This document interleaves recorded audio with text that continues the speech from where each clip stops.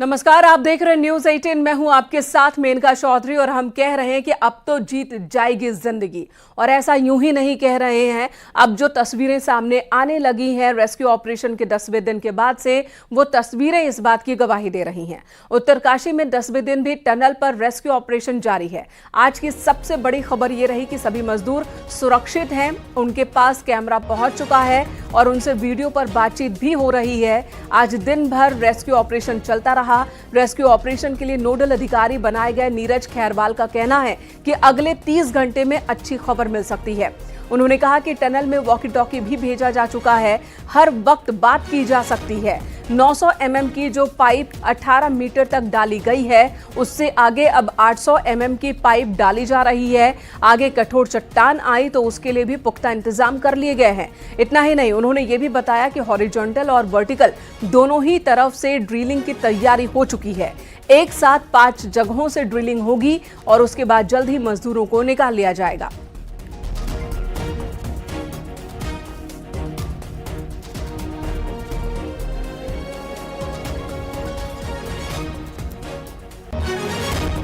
ठीक है तो कैमरे में अपने आप को दिखाएं, हाथ खड़ा करें, अच्छे से मुस्कुराएं, हम तुम्हारे पास जल्दी पहुंचेंगे, घबराएं नहीं।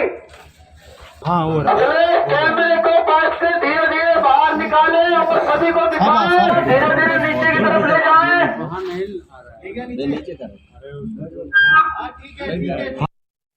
अब वो दिखाने की कोशिश कर रहा है कितना गिरा हुआ मलबा, उल्टा करके कैमरा। हमारे लिए ये जो समय है आज रात कल दिन भर, ये समय सबसे अहम है, क्योंकि 60 मीटर का ये जो बिल्कुल टोटल लेंथ है, जो हमारे मलबा जो गिरा हुआ है, उसका जो बीच का लेंथ होगा वो ये 20-25 से 40-45 मीटर तक है। उसी के ऊपर सबसे ज्यादा वजन रहता है और अगर पत्थर आ जाए या कोई मशीन आ जाए जिससे थोड़ी बहुत अड़चन पैदा हो, वो दिक्कतें ना आए, तो हम जल्द से जल्द मे बी 30 घंटे में 40 घंटे में आपसे और खुशखबरी हम आपके साथ कुछ बताने की स्थिति में होंगे। सुनील नवप्रभात हमारे सहयोगी इस वक्त हमारे साथ मौजूद है। सुनील, रेस्क्यू ऑपरेशन को आप करीब से देख रहे हैं, अब आप बताएं कि ये रेस्क्यू ऑपरेशन किस पड़ाव में है। कहा जा रहा है कि अगले 30 घंटे बहुत ही अहम है, अच्छी खबर आ सकती है, लेकिन उन 30 घंटों में से भी कुछ घंटे निकल चुके हैं।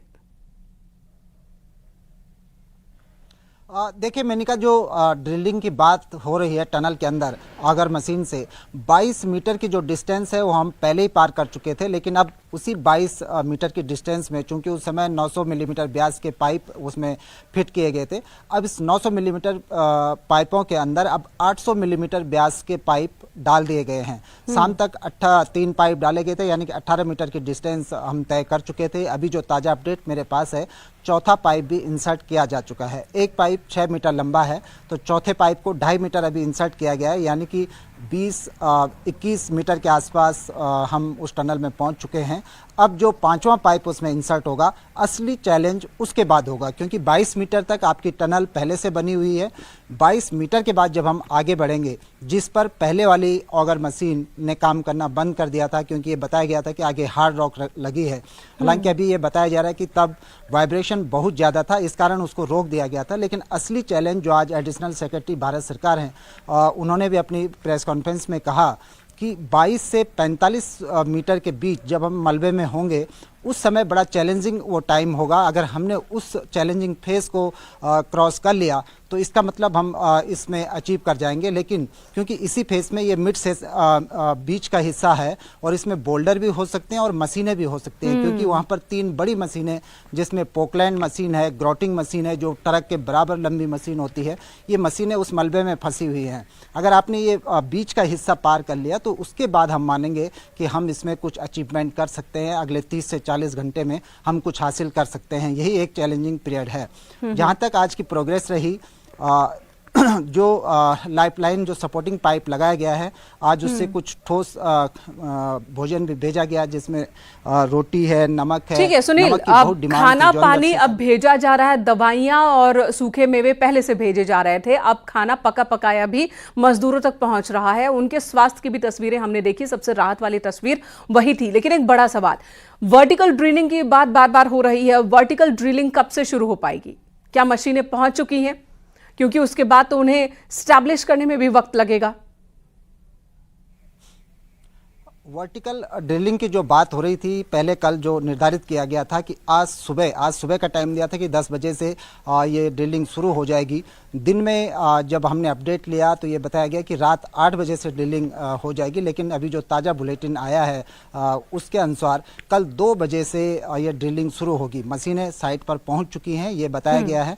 इसके साथ साथ जो 170 मीटर की हॉरिजेंटल जो ड्रिलिंग होनी है उसके लिए जॉलीग्रांट एयरपोर्ट पर जो नासिक से जो मशीनें आनी थी वो पहुंच चुकी हैं। कुछ दिल्ली से उसके कुछ अन्य पार्ट्स आने थे, वो रिस्केस पहुंच चुके हैं।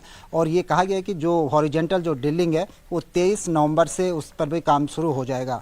TSDC जो इसके टेल पॉइंट से जी धन्यवाद सुनील, इस वक्त पूरी जानकारी देने के लिए। तो एक भारी भरकम अमला मौजूद है, अलग अलग एजेंसियां मौके पर मौजूद हैं जो कि अलग अलग जगहों से